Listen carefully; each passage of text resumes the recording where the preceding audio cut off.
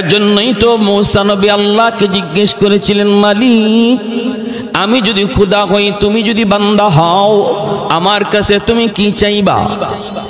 প্রশ্নটা বুঝছেন? আল্লাহ আমি যদি খুদা হই, তুমি যদি বান্দা হও, কি চাইবা? আল্লাহ তখন বলেন, মূসা রে এমন তো হবে না, যদি হইতো আমি সুস্থতার নিয়ামত চাইতাম। মূসা নবী কয়, মালিক আমি পেয়ে গেছি, কি চাইবো? তোমার কাছে আমি কি চাইব? পেয়ে গেছি মালিক, আমিও সুস্থতার নিয়ামত চাই, সুস্থতার নিয়ামত চাই। এজন্য রে ভাই, আইয়ুব আলাইহিস সালামকে আল্লাহ পাক সুস্থতার নিয়ামত আল্লাহ দান করেছেন, সহায় সম্পদ দান করেছেন, স্ত্রী দান করেছেন, সন্তান দান করেছেন, রাজত্ব দিয়েছেন, ধন দৌলত, একটার পর একটা বাগান, একটার পর একটা ইন্ডাস্ট্রি, একটার পর একটা শিল্প কারখানা, বাড়তেই শুধু থাকলো, বাড়তেই থাকলো। এত কিছু নিয়ামতের ভিতরে আল্লাহর পয়গম্বর আল্লাহর গোলামি করা ছাড়েন না, আল্লাহর শুকর বন্ধ করেন না, আল্লাহর জিকির বন্ধ করেন না। সমাজে কিছু মানুষ পাওয়া যাবে, যখন পয়সা করি হাতের মধ্যে আসে তখনই সে গুনার দিকে ধাবিত হয়। অনেক মানুষ, অনেক শিল্পপতি পাওয়া যায়, শিল্পপতি পাওয়া যায়, রাত 2টা বাজে 3টা বাজে ঘরে ঢুকে, স্ত্রী জানে না কখন স্বামী ঘরে ঢুকলো। কোটিপতির সন্তান রাত কয়টা বাজে ঘরে আসে বাবা জানে না, মা জানে না, মা জানে না। পয়সায় অনেককে নষ্ট করে ফেলে, চরিত্র নষ্ট করে ফেলে, ক্যারেক্টার নষ্ট করে ফেলে। মানুষ যখন সুখে পড়ে, কেউ কেউ আছে আল্লাহকে ভুলে যায়, কিন্তু আল্লাহর পয়গম্বর সাইয়্যিদুনা আইয়ুব আলাইহিস সালাম তার অভাব তো নাই, সুখে আছেন, আল্লাহকে ভুলেন না, আল্লাহকে ভুলেন না, আল্লাহর গোলামি বাদ দেন না। জিকির বন্ধ নাই, আল্লাহর জিকির বন্ধ নাই। ইবলিস তখন ডাক দিয়ে কয়, ওগো আল্লাহ, তোমার পয়গম্বর এত তোমারে ডাকে কেন জানোনি? কেন যাকে জানোনি? কেন? আল্লাহ পাকে ইবলিস কয়, সুখে রাখছো এজন্য তোমারে ডাকে, সুখে রাখছো এজন্য তোমার জিকির করে। অভাব কি জিনিস জানে না, বিপদ কি জিনিস বুঝে না, মুসিবত কি জিনিস জানে না, পরীক্ষা কি জিনিস এখনো বুঝে নাই। আমি ইবলিসের মনে হয় যদি তুমি তারে বিপদে ফালাও, জিকির করবে দূরের কথা, তোমার নাম পর্যন্ত ভুলে যাবে। নাউজুবিল্লাহ।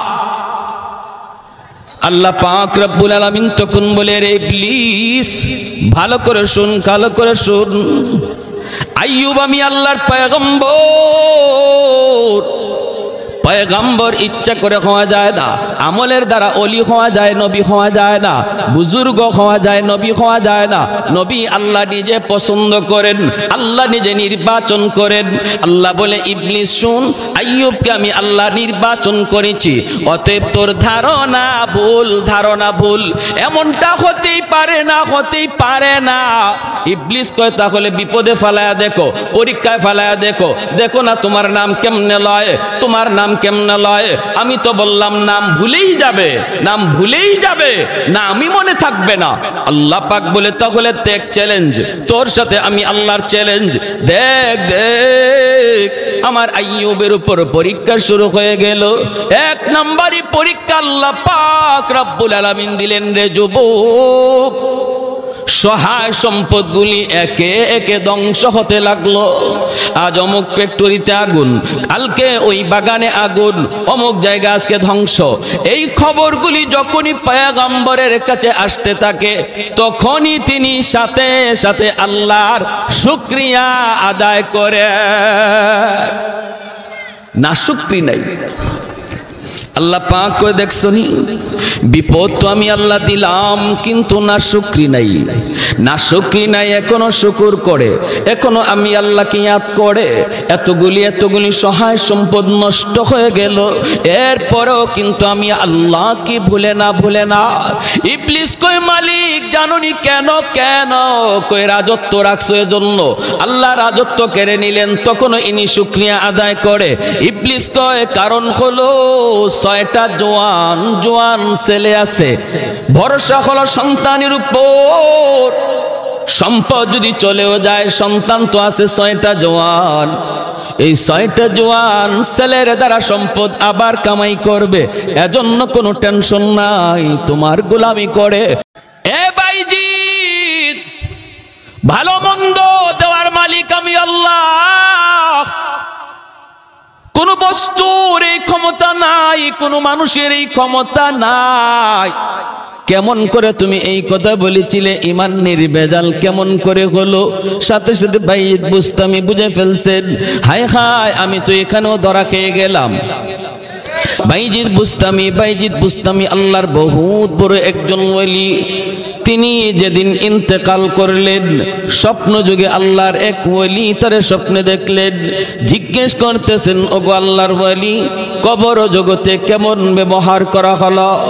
বাইজিদ বুস্তামি বলেন, আল্লাহ আমাকে জিজ্ঞেস করলেন, বাইজিদ রে কি নিয়ে আসছো আমি আল্লাহর দরবারে? আমি মনে মনে ভাবলাম, আমলের কথা যদি বলি ধরা খেয়ে যাব, কারণ আমলের ভিতরে কত গন্ডগোল। আমলের নিয়ত যদি সহি না থাকে, আমল কবুল হবে না। মানুষকে দেখানো যদি উদ্দেশ্য থাকে, নামাজ কবুল হবে না। মানুষকে দেখানো যদি উদ্দেশ্য থাকে, দান করা কবুল হয় না। তাহলে আমলের কথা বলা যাবে না। বলবো কি, কই ইমানের কথাটা বলি। বলতেছেন, মালিক ইমানটা নিয়ে এসেছি তোমার দরবারে নির্ভেজাল, ভেজাল কোনো ইমান আমার কাছে নাই। ভেজাল ইমান কাকে বলে? আল্লাহ যা পারে বান্দাও তা পারে, আল্লাহ যা পারে পীর বাবাও তা পারে, আল্লাহ যা পারে দয়াল বাবাও তা পারে। এমন বিশ্বাস যদি কারো অন্তরে থাকে, বোঝা গেল ভেজাল্লা ইমান। আওয়াজ দেয়া বলেন ঠিক কিনা? সন্তান দেওয়ার মালিক কে?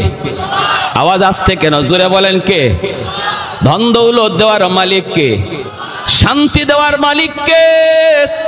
কেউ যদি মনে করে আমার দয়াল বাবা খাজা বাবার দরবারে গেলেও ধন পাওয়া যায়, দৌলত পাওয়া যায়, শান্তি পাওয়া যায়, সন্তান পাওয়া যায়, তাহলেই বোঝা গেল তার ইমান হলো ভেজাল্লা ইমান, নির্ভেজাল নয়, নির্ভেজাল নয়। আমরা যারা এখানে বসে আসলাম, বলুন তো আমাদের ইমান ভেজাল না নির্ভেজাল? আমরা নির্ভেজাল, আমরা নির্ভেজাল। কেউ এমন বিশ্বাস অন্তরে রাখি, আল্লাহ যা পারে মানুষটা পারে না, এমনকি নবীও তা পারেন না, আল্লাহ যা পারে, ঠিক না? এর নাম হলো নির্ভেজাল ইমান। জাতের সাথেও শরীক করা যাবে না, আল্লাহর গুণের সাথেও কাউকে শরীক করা যাবে না। বাইজিদ বুস্তামি বলতেছেন, আল্লাহ ইমানটা আমার নির্ভেজাল। আল্লাহ পাক রব্বুল আলামিন তখন বলেন, বাইজিদ উযকুর লাইলাতাল লাবান, নির্ভেজাল ইমান যদি তোমার হয়, তাহলে দুধের রাতের কথা ইয়াদ করো। কি ছিল সেই দুধের রাতের ঘটনা? একদিন তিনি দুধ খেয়েছিলেন, দুধ খাওয়ার পর পেট খারাপ করেছে। তিনি বলতেছেন, আমার দুধে পেট খারাপ করে ফেলেছে। আল্লাহ ওই দিকে ইঙ্গিত দিলেন, রে বাইজিদ, পেট খারাপ করার ক্ষমতা দুধের নাই, পেট খারাপ করার ক্ষমতা শুধুমাত্র আমি আল্লাহর, ঠিক না? এ বাইজিদ, ভালো মন্দ দেওয়ার মালিক আমি আল্লাহ। কোন বস্তুর এই ক্ষমতা নাই, কোন মানুষের এই ক্ষমতা নাই। কেমন করে তুমি এই কথা বলেছিলে, ইমান নির্ভেজাল কেমন করে হলো? সাথে সাথে বাইজিদ বুস্তামি বুঝে ফেলছেন, হায় হায় আমি তো এখানেও ধরা খেয়ে গেলাম। আল্লাহর কুদরতি কদমে সেজদায় পড়ে বলতেছেন, মালিক কিছুই আনতে পারি নাই গো আল্লাহ, খালি হাতে তোমার দরবারে এসেছি, দেখানোর মতো কিছুই নাই, একমাত্র তোমার দয়া আর মায়া সারা, একমাত্র তোমার দয়া মায়া সারা। আমি বাইজিদ বুস্তামির মাপ পাওয়ার কোনো সুযোগ আমি দেখি না, আমি দেখি না গো আল্লাহ। তখনই আল্লাহ পাক কয়, বাইজিদ একদিন শীতের রাতে তুমি একটা বিড়ালের বাচ্চাকে আদর করে লেপের নিচে জায়গা দিয়েছিল। বিড়ালের বাচ্চাটা শীতের বাতাসে কনকনে শীত কষ্ট করে, দৃশ্যটা দেখার পরে তোমার কলিজায় মায়া লাগলো। বাচ্চাটারে তুমি আদর করে নিজের বিছানায় জায়গা দিয়েছিল, লেপের নিচে জায়গা দিয়েছিল। এই বিড়ালের বাচ্চাটা আমি আল্লাহরই বানানো মাখলুক। আমার একটা ছোট্ট মাখলুককে তুমি এতটুকু আদর করার কারণে আমি আল্লাহ খুশি হইয়া তোমাকে জান্নাতের উঁচু মাকাম দান করলাম। জোরে আওয়াজ দিয়া সুবহানাল্লাহ।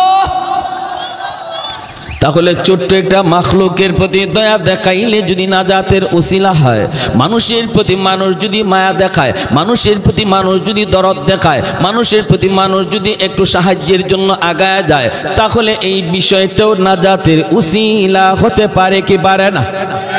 চোখের সামনে কত মানুষ বিপদে পড়ে আসলো, তুমি সাহায্যের জন্য হাত বাড়াইলা না রে আল্লাহর গোলাম।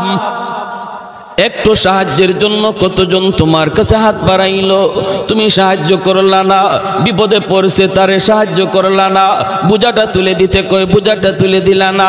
অন্ধ মানুষটা রাস্তা পার হতে পারে না, তুমি পার করে দিলা না।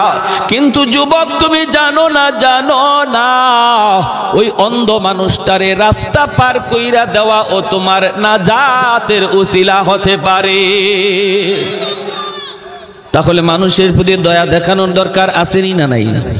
মানুষের প্রতি মায়া দেখানোর দরকার আসেনি না নাই? ছোট্ট থেকে ছোট্ট উসিলাও আল্লাহর কাছে ছোট্ট আমল উসিলা হয়ে যাবে। এজন্য বলতেছি রে ভাই, হৃদয়ের কান দিয়ে দিলের কান দিয়ে কথাগুলি একটু মনোযোগ দিয়ে শুনবো। হতে পারে আজকের এই বসা আমার নাজাতের উসিলা। মনোযোগ কার কার আছে হাত তুলে আল্লাহকে দেখান। আল্লাহ তুমি প্রতিটা হাতকে কবুল করো, জোরে বলি আমিন। আল্লাহ আমাদের প্রত্যেককে আমলের নিয়তে কথাগুলি শোনার তৌফিক দান করো। আমি যে আয়াতে কারিমা তেলাওয়াত করেছি, এই আয়াতে আল্লাহ রাব্বুল আলামিন বলেন, ওয়ালানাবলুওয়ান্নাকুম বিশাইইম মিনাল খাউফি ওয়াল জু' ওয়া নাকসিম মিনাল আমওয়ালি ওয়াল আনফুসি ওয়াস সামারাত ওয়া বাশশিরিস সাবিরিন। আমি আল্লাহ নিশ্চয়ই কখনো কখনো ঈমানদারের কাছ থেকে পরীক্ষা নেব, বিপদ আপদ দিয়া, মুসিবত দিয়া, ক্ষুধার যন্ত্রণা দিয়া, জানের ভয় দিয়া, মালের উপরে কোনো বিপদ দিয়া, বিভিন্ন আকারে মুসিবত আপদ বিপদ দিয়া আমি আমার বান্দার ঈমানের পরীক্ষা নেব। এই পরীক্ষায় যারা সবর করবে, আল্লাহ বলেন বন্ধু তুমি জানায় দাও তাদের জন্য আমি আল্লাহর পক্ষ থেকে জান্নাতের সুসংবাদ। বিপদের সময় যারা সবর করবে তাদের জন্য আল্লাহর পক্ষ থেকে জান্নাতের সুসংবাদ। বলুন তো আমার আপনার জীবনে কম বেশি ছোট বড় বিপদ আসেনি না নাই? এমন কোনো মানুষ পাওয়া যাবে না দুনিয়ায় যে বলবে যে আমার জীবনে কোনো বিপদ নাই, আমার জীবনে কোনো কষ্ট নাই, আমার জীবনে কোনো পেরেশানি নাই, শুধু সুখ আর সুখ, এমন মানুষ দুনিয়ায় মিলবে না। কারণ দুনিয়ার বৈশিষ্ট্য হলো কখনো সুখ কখনো দুঃখ, কখনো হাসি কখনো কান্না, কখনো সচ্ছলতা কখনো অভাব। এটা হলো দুনিয়ার বৈশিষ্ট্য। আর আখিরাতের বৈশিষ্ট্য হলো যার কপালে সুখ তার আজীবন সুখী থাকবে, আল্লাহ তারে জান্নাত দিবে, জান্নাতে দুঃখের কোনো লেশমাত্র নাই। আর আখিরাতের জীবনে যার কপালে দুঃখ, ওর কপালে শুধু দুঃখই থাকবে, সুখের কোনো সম্ভাবনা নাই। এজন্য দুনিয়ার এই বৈশিষ্ট্য কখনো সুখ কখনো দুঃখ, বিধায় আমরা কখনো অভাবে পড়ি, কখনো অসুস্থতার মধ্যে পড়ি, কখনো বিভিন্ন মুসিবতে পড়ি। আর আল্লাহ বলছেন এটা ঈমানদারের উপরে পরীক্ষা হবেই হবে। যে বলবে আমি ঈমানদার, আহাসিবান নাসু আইয়ুতরাকু আইয়াকুলু আমান্না ওয়া হুম লা ইফতানুন। আল্লাহ বলেন মানুষ কি মনে করে সে বলবে আমি ঈমানদার, অথচ আমি আল্লাহ তার কাছ থেকে ইমানের পরীক্ষা নেব না, এটা কি মানুষ মনে করে? না না, এমনটা মনে করো না। তুমি যদি বলো আমি ইমানদার, তুমি যদি বলো আমি আল্লাহকে বিশ্বাস করি, তাহলে মনে রাখো তোমার ইমান এত বড় দৌলত, এত বড় দৌলত। তাম দুনিয়ার সমস্ত সহায় সম্পদ যদি এক পাল্লায় রাখা হয়, আদনা থেকে আদনা মুমিনের ইমান এক পাল্লায় রাখা হয়, ইমানের পাল্লা ভারী হবে। যেই ইমানের খাতিরে আমি আল্লাহ তোমার জান্নাত দিব, এত দামি বস্তুর পরীক্ষা কিছু হবেই। সেটা হয়তোবা জীবনে একবার, কারো হতে পারে জীবনে দুইবার, কারো হতে পারে বিপদ, কারো হতে পারে সেই পরীক্ষাটা ছোট, কারো জন্য পরীক্ষা হতে পারে বড়। যার ইমান যত মজবুত তার পরীক্ষা তত কঠিন, যার ইমান যত মজবুত তার পরীক্ষা তত কঠিন। নবীগণের ইমান ছিল খুব বেশি মজবুত, এজন্য নবীদের ইমানের পরীক্ষাও ছিল খুব কঠিন। আর আমাদের ইমানটাই দুর্বল, এজন্য আল্লাহর পক্ষ থেকে পরীক্ষাটাও আসে ছোট ছোট।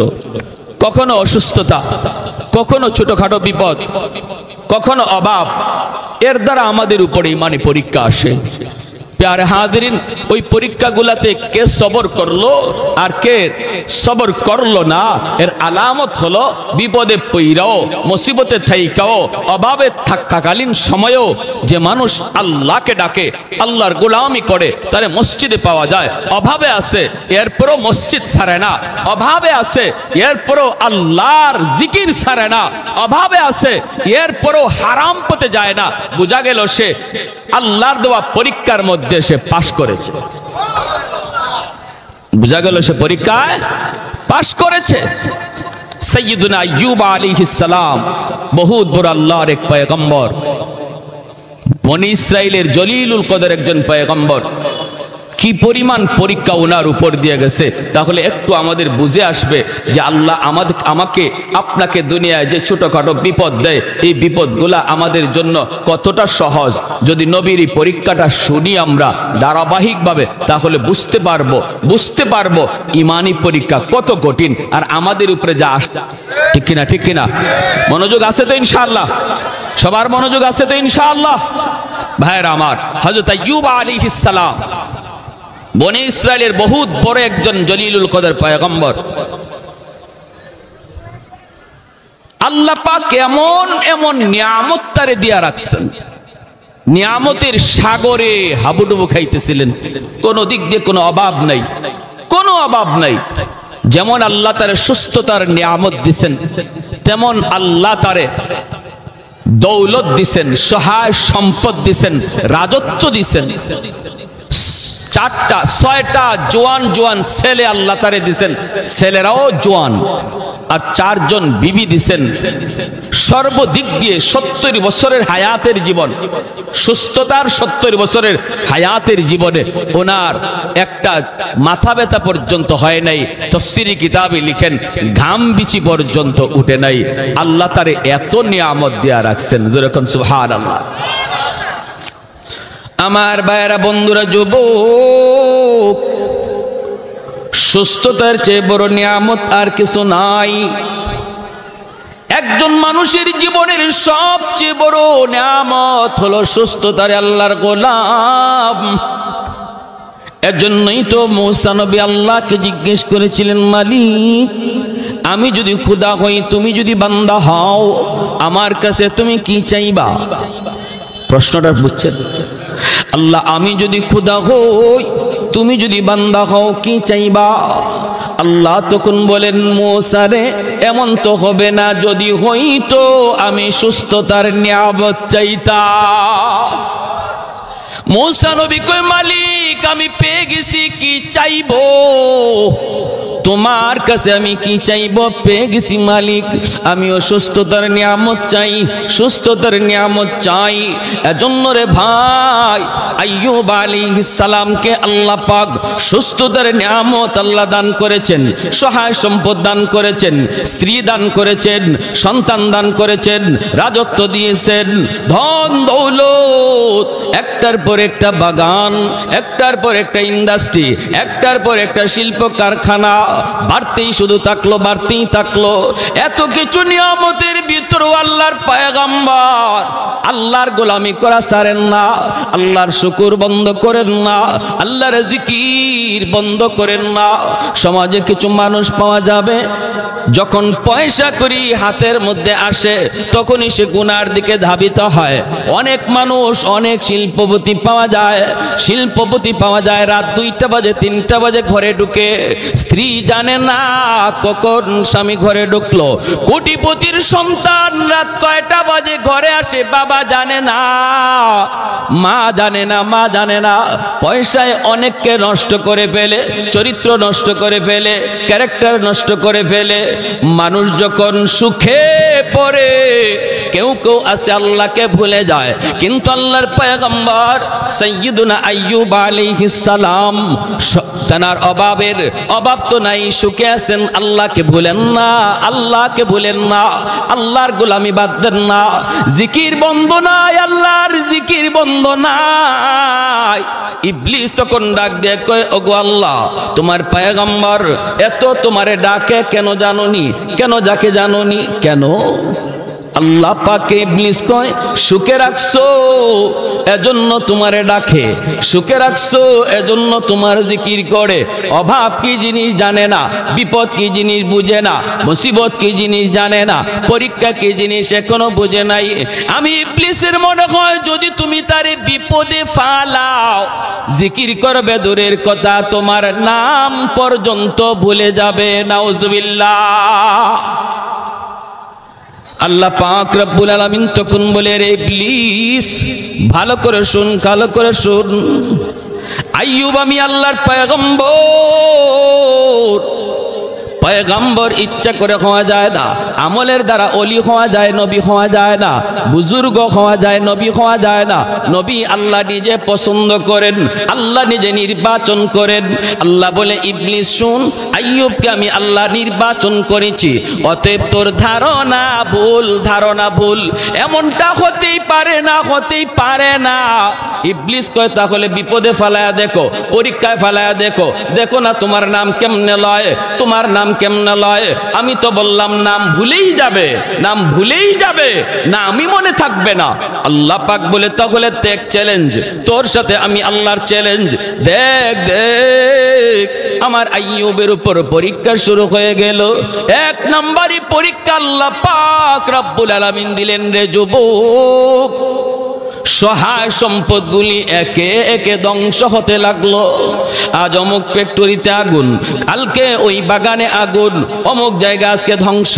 এই খবরগুলি যখনই পয়গম্বরের কাছে আসতে থাকে তখনই তিনি সাথে সাথে আল্লাহর শুকরিয়া আদায় করে। না শুকরি নাই। আল্লাহ পাক কই, দেখছনি বিপদ তো আমি আল্লাহ দিলাম, কিন্তু না শুকরি নাই, না শুকরি নাই, এখনো শুকুর করে, এখনো আমি আল্লাহকে ইয়াদ করে। এতগুলি সহায় সম্পদ নষ্ট হয়ে গেল, এরপরেও কিন্তু আমি আল্লাহকে ভুলে না। ইবলিস কই, মালিক জানোনি কেন? কেন? কই, রাজত্ব রাখছো এজন্য, আল্লাহ রাজত্ব কেড়ে নিলেন, তখনও ইনি শুকরিয়া আদায় করে। ইবলিস কয়, কারণ হলো 6টা জোয়ান ছেলে আছে, ভরসা হলো সন্তানের উপর। সম্পদ যদি চলেও যায়, সন্তান তো আছে 6টা জোয়ান। এই 6টা জোয়ান ছেলের দ্বারা সম্পদ আবার কামাই করবে, এজন্য কোনো টেনশন নাই, তোমার গোলামি করে। আল্লাহ বলে, না না, সন্তানের উপর পরীক্ষা শুরু হবে। 6 জন যুবক ছেলে এক ঘরে ঘুমায় রইছে। হঠাৎ করে রাতের বেলা চাঁদ ভেঙ্গে আইয়ুব নবীর 6টা ছেলে একসাথে মারা গেল। রে যুবক, একসাথে 6 জন ছেলের মৃত্যু সংবাদ বাবা শুনতে পাইলেন।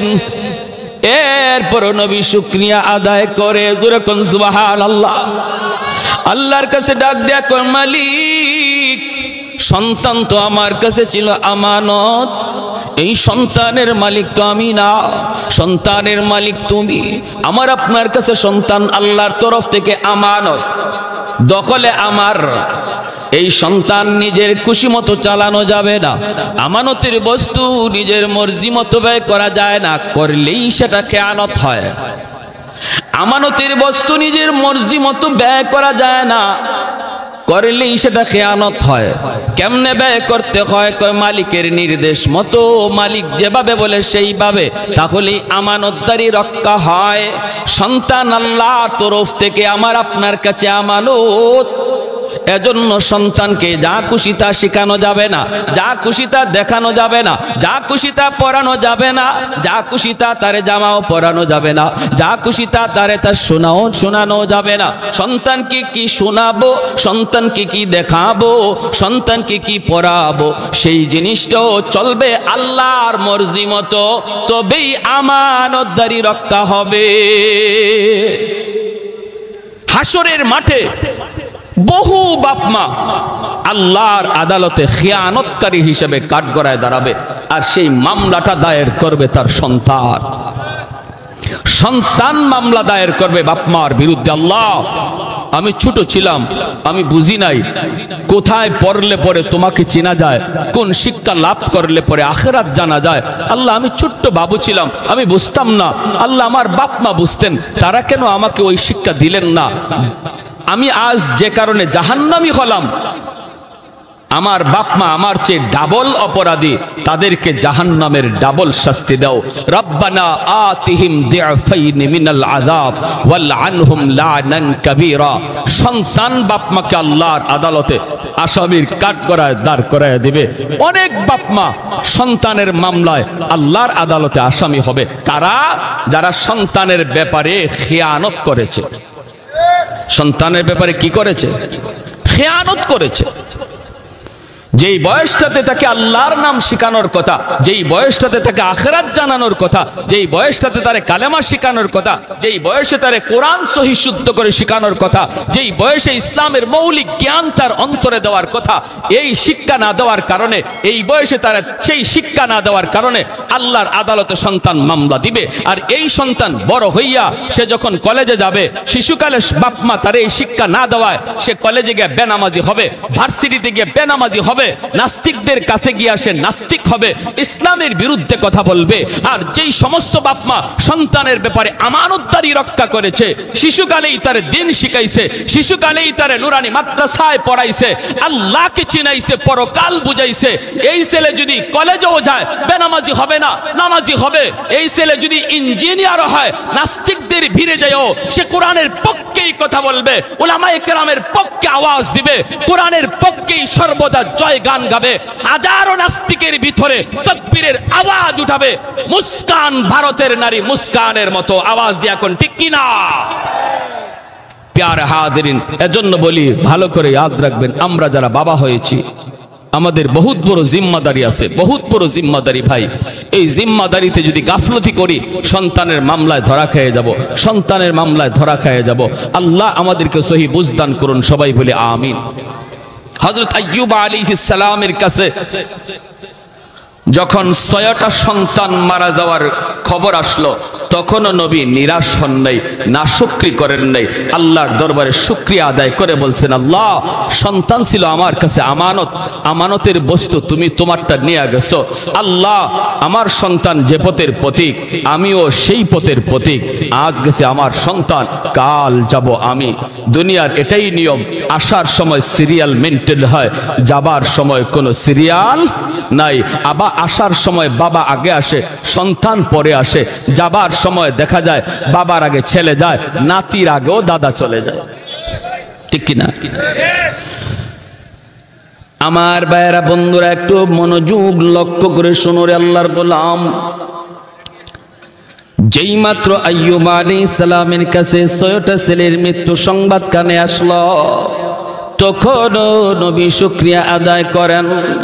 আল্লাহ পাক ইবলিসকে ডাক দেয়া বলে, ইবলিস দেখ, পরীক্ষায় আমার আইয়ুব একে একে যতগুলি পরীক্ষা আমি আল্লাহ তারে দিচ্ছি রে, সবগুলি পরীক্ষায় আইয়ুব পাশ করেছে, শুধু না A+ পায়া পাশ করেছে। ইবলিস কই, মালিক এখনো তোমার শুকরিয়া কেন আদায় করে তুমি জানোনি? বলে কেন? এখনো তার 4টা স্ত্রী এখনো জমিনে আছে গো। 4 জন স্ত্রী যেই স্বামীর আছে তার কিসের টেনশন? ছেলে 6টা চলে যাক না 10টা চলে যাক, স্ত্রী তো আছে, সন্তান আবার দুনিয়ায় আসবে। এই ভরসায় তোমার গোলামি করে, এই ভরসায় এখনো তোমার উপরে সে নারাজ হয় না, এখনো নারাজ হয় না। আল্লাহ পাককে একে একে পরীক্ষা দেওয়ার জন্য শয়তান উদ্বুদ্ধ করতেছে। আল্লাহ পাক কয়, তাহলে শুন, 4টা স্ত্রীর উপর পরীক্ষা শুরু হয়ে গেল। 4 জন স্ত্রী, 3 জন এক খাটের মধ্যে ঘুমায় আছেন। একজন বিবি রহিমা, তিনি আছেন নবীর সাথে রাতের বেলা। যেই রাত্রে 3 জন এক খাটের মধ্যে শুয়ে আছেন রে আল্লাহর গোলাম, ওই রাতে 7 পইরা 3 জন স্ত্রী মারা গেলেন। এই খবর নবীর কাছে যখন আসলো, তখনও নবী নাশুকরি করে না, তখনও আল্লাহর শুকরিয়া আদায় করে, আল্লাহ পাক রব্বুল আলামিন কয়, এরে ইবলিস দেখ তো, দেখ আমার পয়গম্বর আইয়ুব কিন্তু এখনো আমি আল্লাহর শুকরিয়া আদায় করে। ইবলিস তখন কয়, কি শুনবেন? ইবলিস তখন কয়, মালিক এখনো শুকরিয়া আদায় করে, কারণ তারে সুস্থতার নিয়ামত তুমি দিয়েছ। হাত 2টা এখনো তার সুস্থ, পা 2টা এখনো সুস্থ, এখনো সে সুস্থ শরীর নিয়ে চলাফেরা করতে পারে। এজন্য তোমার শুকরিয়া আদায় করে। যেই মানুষটার হাত 2টা সুস্থ সে কোনোদিন গরিব নয়, যার হাত পা 2টা সুস্থ সেও গরিব নয়, কারণ সে কর্ম করে খাইতে পারে। ঠিক কিনা জোরে কন? কর্ম করে খাইতে পারে, সে গরিব নয়। আল্লাহ পাক রব্বুল আলামিনকে ইবলিস তখন ডাক দিয়ে কই, মালিক এজন্য তোমার এখনো শুকরিয়া আদায় করে। আল্লাহ পাক কয়, ইবলিস শুন, তুই যত কথা বলস না কেন রে, আইয়ুব এমনে নবী হয় নাই, আমি আল্লাহ তারে নবী বানাইছি। নফল বন্দেগীর মাধ্যমে আল্লাহর ওলি হওয়া যায়, আব্দুল কাদের জিলানী হওয়া যায়, মঈনুদ্দিন চিশতি হওয়া যায়, কিন্তু নবী পয়গম্বর হওয়া যায় না, সাহাবী হওয়া যায় না। সাহাবী আল্লাহ পাক নিজে চয়েস করেন নবী পয়গম্বর কে হবে, সেটাও আল্লাহ পাকের চয়েস করা। রব্বুল আলামিন তখন ডাক দিয়ে কই, ইবলিস তাহলে শুন, এইবার পরীক্ষা শুরু হবে আমার পয়গম্বরের শারীরিক পরীক্ষা, দেহের উপরে পরীক্ষা শুরু হবে। এরে যুবক, দিলটা একটু নরম করে কথাগুলি শুনো রে আল্লাহর গোলাম। দুনিয়াতে কম বেশি পরীক্ষা আমাদের সবার জীবনে আসে। কেউ কখনো অসুস্থ হইয়া মসজিদ ছাইরা দেই, কেউ কখনো বিপদে পইরা আল্লাহর নাম ছাইরা দেই। আমি আমার জীবনে পেয়েছি, সিলেটের এক জায়গায় ওয়াজে গিয়েছিলাম, মানুষজন আমারে কইতেছে, হুজুর ওই যে একটা ঘর দেখতেছেন, এই ঘরের লোকটা ছিল অনেক নামাজি বড় দিনদার, হঠাৎ করে লোকটা একটা বিপদে পড়ে গেল। বিপদে পড়ার পরই সে চিৎকার করে কয়, এত নামাজ পড়লাম, এত রোজা রাখলাম, এত আল্লাহরে ডাকলাম, আল্লাহ আমারে কেন বিপদে ফেলাইল? বেনামাজি সুদখোর ঘুষখোর আল্লাহ কোনো বিপদ দেয় না, আমাকে বুঝি আল্লাহ দেখলো, এই বইলা মসজিদ ছেড়ে দিছে। হুজুর এখন আর মসজিদে আয় না, আল্লাহর বিরুদ্ধে কথা কয়, রাস্তায় রাস্তায় গোটে নাস্তিকদের মতো কথা কয়। এরে আল্লাহর গোলাম, একটু দিলটা নরম করে কথাগুলি শোনো।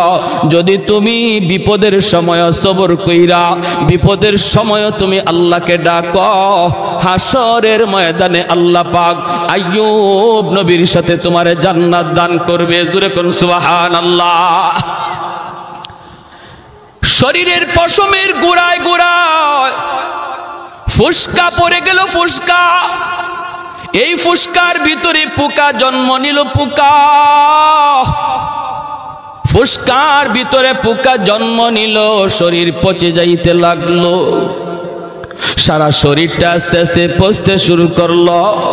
ভাইরে নবী, শরীর থেকে এত দুর্গন্ধ বের হয়, এলাকার মানুষজন কয়, ঘরের প্রতিবেশী লোকে কয়, প্রতিবেশীরাও ডাক দিয়া কয়, তাড়াতাড়ি ঘর থেকে বের করো, এলাকায় থাকা যাবে না, এত দুর্গন্ধ, সারা শরীর পচে যাইতেছে।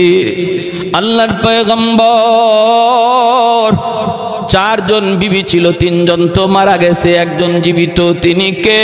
তিনি হলেন বিবি রহিমা। মানুষজন ডাইকা কয়, রহিমা, ও রহিমা, আমরা সবাই গেলাম, তুমিও কি যাইবা না স্বামীর সাথে থাকবা? আল্লাহর বান্দি তখন বলতেছে, তোমরা সবাই চলে যেতে পারো গো, কিন্তু আমার স্বামী আমি ছাড়ব না।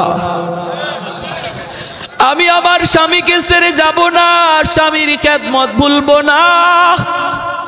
ও রহিমা, তোমার নাকে কি কোনো দুর্গন্ধ লাগে না? বিবি রহিমা তখন ডাক দিয়া বলতেছে, আমার নাকে কোনো দুর্গন্ধ লাগে না। কই, তাহলে তাড়াতাড়ি স্বামীরে লইয়া তুমি ঘর থেকে বের হও, যেখানে মন চায় সেখানে যাও, আমরা দুর্গন্ধের কারণে টিকতে পারি না, তোমার যেভাবে মন চায় সেদিকে যাও। তিনি ঘর থেকে স্বামীর নিয়ে বের হয়ে গেলেন। আল্লাহর পয়গম্বর আইয়ুব আলাইহিস সালাম, যার এক সময় এই এলাকার রাজত্ব ছিল, এক সময় আল্লাহ পাক তারে কোটি কোটি সম্পদের মালিক দিয়া রাখলো।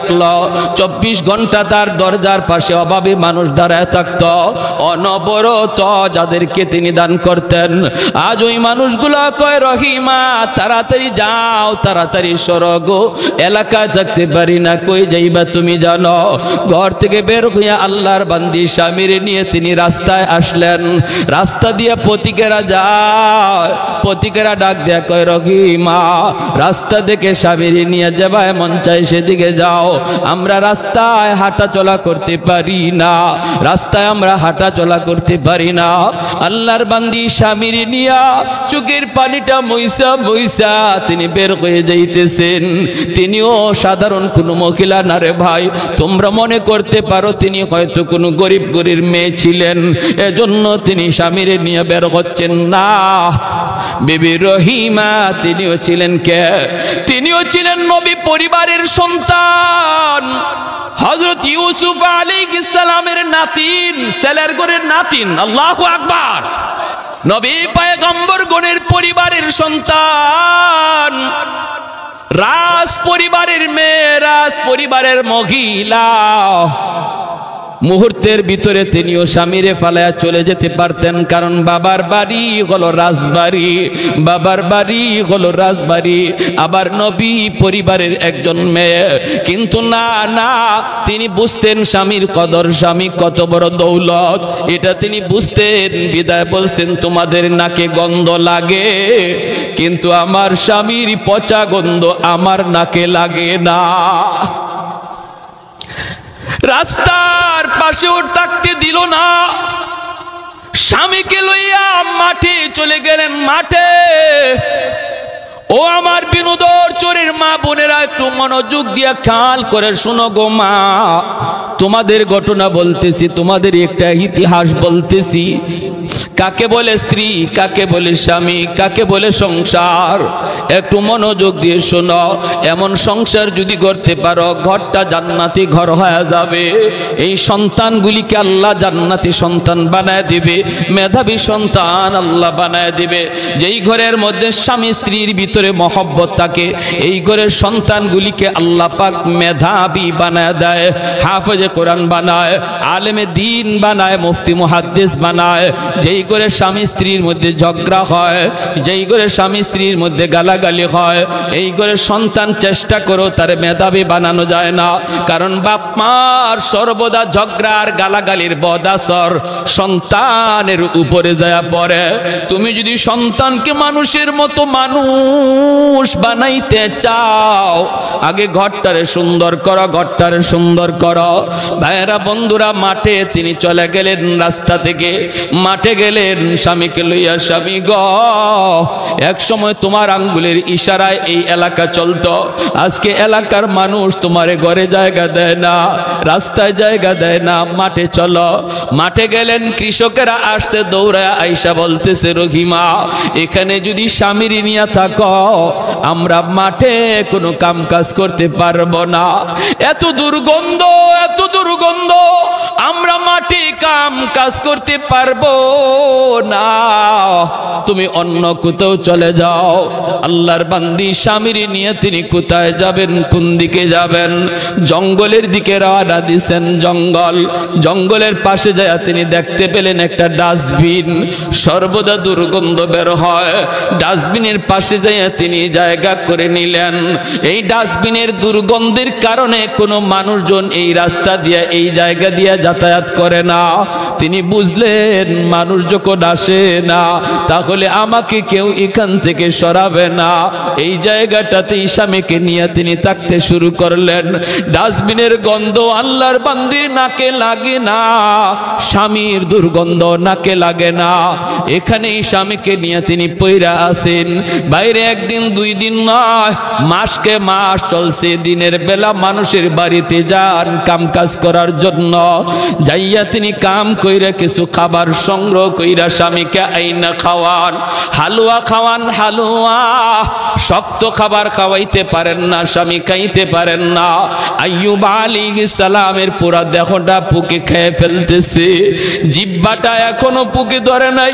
আইয়ুব নবী ডাক দিয়া কয়, মালিক সারা দেহ আমার পুকে খাক, আমার আপত্তি নাই, আপত্তি নাই।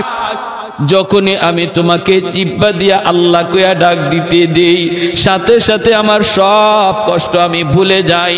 ও মালিক, এজন্য তোমার কাছে আমার আবদার, আমার জিহ্বাটারে তুমি পোকা দিয়া খাওয়াইও না, যেন আমি জিহ্বা দিয়ে তোমাকে আল্লাহ আল্লাহ কইয়া ডাকতে পারি। জোরে কোন সুবহানাল্লাহ। ভাইরা আমার, আল্লাহর বান্দি মানুষের বাড়িতে যে কাম করেন, হালুয়া পাকায়া স্বামীরে তিনি খাওয়ান। কেমনে খাওয়ান রে ভাই? চামচ দিয়া খানা দিতে পারেন না, দিলে পরে চামচটা লাগলে নবী ব্যথা পান, কারণ দাঁতের মাড়িটা পর্যন্ত পচে গেছে, এমনি ভাবে ঠোঁট পর্যন্ত সব পচে গেছে। চামচ যদি লাগে সাথে সাথে তিনি ব্যথা পান, ব্যথা পান। তখন আল্লাহর বান্দি তিনি আঙ্গুল দিয়েও খাওয়ান না, হাত দিয়া খাওয়াইতে গেলে আঙ্গুলটা যদি এই আক্রান্ত জায়গায় লাগে, যদি মুখের এই আক্রান্ত জায়গায় আঙ্গুলের নখটা লাগে, নবী ও কয়ে চিৎকার করে কান্দা উঠেন। এজন্য বিবি রহিমা চামচ দিও না, আঙ্গুল দিও না, নিজের জিহ্বাটারে তিনি চামচ বানাইয়া এই জিহ্বার মধ্যে হালুয়া উঠাইয়া জিহ্বাটা স্বামীর মুখের ভিতরে ঢুকাইয়া খানা খাওয়ার, অলকমের ভিতরে জিহ্বাটা ঢুকে তিনি খানা খাওয়ান।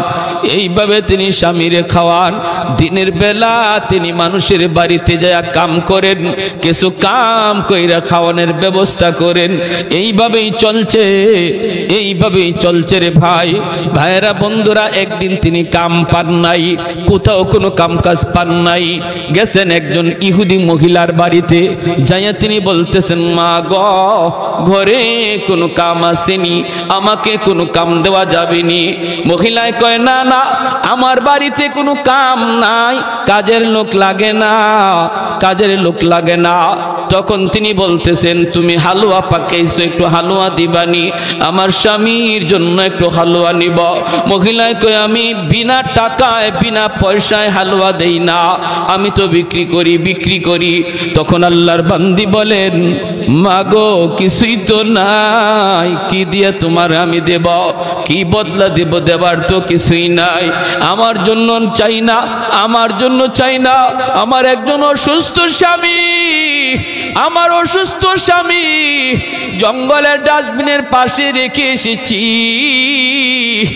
অসুস্থ ক্ষুধার্ত তার জন্য। মহিলায় কয়, না আমি এমনে দেই না, এমনে দেই না, পয়সা লাগে, পয়সা দিব কোত্থেকে? তখন ওই মহিলা কয়, পয়সা নাই তো ভাগো, দেওয়ার কোনো সুযোগ নাই, কিন্তু একটা কাজ করলে দিতে পারি। বলে কি কাজ? কয় তোমার চুলগুলি অনেক লম্বা দেখা যায়, যদি কিছু চুল কাইটা আমাকে দেও, এই চুলের বিনিময়ে তোমাকে হালুয়া দেব। আল্লাহর বান্দি বিবি রহিমা কই না না মাগো, তুমি এমন কথা বইল না গো, আমার লম্বা চুল থাকার কারণে আমার স্বামী আমার চুলে দইরা বসা থেকে মাঝে মাঝে দাঁড়ায়, আমার চুলটারে আমার স্বামী লাঠি বানায়। আর একটু জোরে কোন সুবহানাল্লাহ। ও আমার মা বোনেরা, খেয়াল করে শুনো, আমার নবী রহমতের নবী বলেছেন, আইয়ুমা ইমরাতিন ইদা সাল্লাত খামসাহা ওয়া সামাত শাহরাহা ওয়া হাফিজাত ফারজাহা ওয়া আতাআত বালাহা। নবী বলেন, যেই মহিলা চারটা কাজের জিম্মাদার হয়ে যায়, আল্লাহর তৈরি জান্নাতের যে কোনো দরজা দিয়ে ঢুকবে, কেউ তারে বাধা দিবে না, বাধা দেওয়ার কোনো সুযোগ তার নাই। এক নাম্বার হলো, যদি কোনো মহিলা নামাজের হিসাবটা ঠিক মতো আল্লাহরে বুঝাইতে পারে, অক্ত মতো নামাজ পড়া নেয়, পরের ওক্তে নামাজ নেয় না, যথা টাইমে নামাজ যেই মহিলা আদায় করে। দুই নম্বর হলো, যেই মহিলা রমজান মাসে রোজা ঠিক মতো রাখে। তিন নম্বর হলো, নবী বলেন, যেই মহিলা খাস পর্দা করে। খাস পর্দা বলতে আমরা কি বুঝিনি রে ভাই? খাস পর্দা হলো ঘরের পর্দা, বাহিরের পর্দা। ঘরেও কিন্তু পর্দা আছে, বাহিরেও পর্দা আছে। বাহিরের পর্দা হলো বের হওয়ার সময় মোটা কাপড়ের বোরকা পরে বের হও, ঢিলা ঢালা বোরকা পরে বের হও, এটা হলো বাহিরের পর্দা। মুখটাও তোমার ঢাকা থাকবে, হাত মোজা পা মোজা লাগানো থাকবে, এটা হলো বাহিরে বের হওয়ার পর্দা। আর যদি একান্ত ঘরে তুমি থাকো, তুমি ঘরে থাকো, ঘরেই থাকো, একান্ত প্রয়োজনে বের হলে মোটা কাপড়ের বোরকা পরে বের হবা। ঘরের ভিতরে থাকলে তোমার পর্দা আছে। চাচাতো ভাইয়ের সাথে পর্দা করা তোমার ফরজ, মামাতো ভাইয়ের সাথে পর্দা করা ফরজ, খালাতো ভাইয়ের সাথে পর্দা করা ফরজ। এমনি ভাবে ভাইয়েরা বন্ধুরা, গ্রামের সম্পর্কের চাচা, গ্রামের সম্পর্কের নানা, গ্রামের সম্পর্কের দাদা, গ্রামের সম্পর্কের মামা, গ্রামের সম্পর্কের যত যা কিছু আছে সব হলো তোমার জন্য বেগানা বেগানা। তাদের সাথে দেখা করা তোমার জন্য হারাম, কথা বলা হারাম।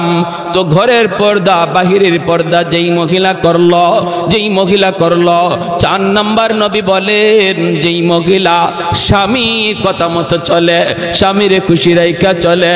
যেই মহিলা মারা যায় আর ওই অবস্থায় তার স্বামী তার উপর খুশি থাকে, নবী বলেন মরতে দেরি, জান্নাতে যাইতে দেরি না। ভাইরা আমার, এজন্যই তো বিবি রহিমা কি পরিমাণ স্বামীর খেদমত, কি পরিমাণ স্বামীর জন্য ত্যাগ, কি পরিমাণ কোরবানি। ওই মহিলা কই, চুল কাইটা দিবা তবে আমি তোমাকে হালুয়া দেব। আল্লাহর বান্দি কয়, চুল কাটা যাবে না, কারণ যদি আমি চুল কাটি আমার স্বামী কেমন করে বসা থেকে উঠবে, কেমন করে তিনি বসা থেকে উঠবে। ইহুদি মহিলা কই, এত কিছু বুঝি না, যদি আমার কাছ থেকে হালুয়া নিতে হয় চুল দেওয়া লাগবে। তিনি বাধ্য হয়ে গেলেন চুল দেওয়ার জন্য, সাথে সাথে একটু চুল কাইটা দিয়া দিল। স্বামীর কারণে নিজের চুলটা তিনি কিছু দিয়া দিলেন কাইটা। শয়তান কিন্তু সুযোগ পায়া গেছে, শয়তান পিছনে লাইগা আছে, কেমন করে স্বামী স্ত্রীর ভিতরে একটা ভুল বুঝাবুঝি সৃষ্টি করাইতে পারে। শয়তান যদি স্বামী স্ত্রীর মধ্যে ভুল বুঝাবুঝি করাইতে পারে, তালাকের পর্যায়ে নিতে পারে, সংসার যদি ভাঙিয়ে দিতে পারে। আল্লাহর নবী বলেন, শয়তানের জীবনের যত শয়তানি আছে রে, সমস্ত শয়তানির ভিতরে সবচেয়ে বড় শয়তানি হলো তালাক, সবচেয়ে বড় শয়তানি হলো ঘরের মধ্যে স্বামী স্ত্রীর ভিতরে গন্ডগোল। নবী বলেন, একদিন ইবলিস সব সবগুলি ইবলিস রে নিয়ে একসাথে বইছে, বইয়া বলতেছে আজকে কে কি খারাপ কাজ করছো একটু তালিকা দাও। একজনে কই একজন লোক মসজিদে যাইতেছিল, শয়তানি করে আমি মসজিদ থেকে ফিরাইয়া দিছি, আর মসজিদে যাইতে দেই নাই। কয় এটা তো সামান্য কাম, বড় কোনো কাম না। শয়তান কিন্তু মুকুট নিয়ে বসা, পুরস্কার নিয়ে বসা, এই লোকে পুরস্কার দিল না। আরেকজন রে কয় আমি মাপে কম দেওয়াইছি, আমি একটা দোকানদার রে বুদ্ধি কইরা মাপে কম দেওয়াইছি। শয়তান কয় এটাও বড় কোনো পাওয়ার কিছু না। একে একে সবাই সব দিল। একজনে কয়ে উঠছে উস্তাদজি আমি একটা কাম করছি। বলে কি কাম করছ? কয় স্বামী স্ত্রীর ভিতরে ঝগড়া লাগাইয়া স্বামীর মুখ দিয়া 3 তালাক দেওয়াইছি। ইবলিস সিংহাসন থেকে লাফ দিয়ে উঠে গেছে, ওইটাই দৌড় দিয়া যায় তার মাথার মধ্যে পুরস্কার এই মুকুট দিয়া কয় তুই আজকে সবচেয়ে বড় শয়তানি করছ, তুমি আমার কাছ থেকে পুরস্কার পাওয়ার যোগ্য। কারণ যেই সংসারের ভিতরে তালাক হয়, তালাকের দ্বারা শুধু স্বামী স্ত্রীর জীবন নষ্ট হয় না রে যুবক, তালাকের দ্বারা অবলা সন্তানগুলির জীবন নষ্ট হয়ে যায়।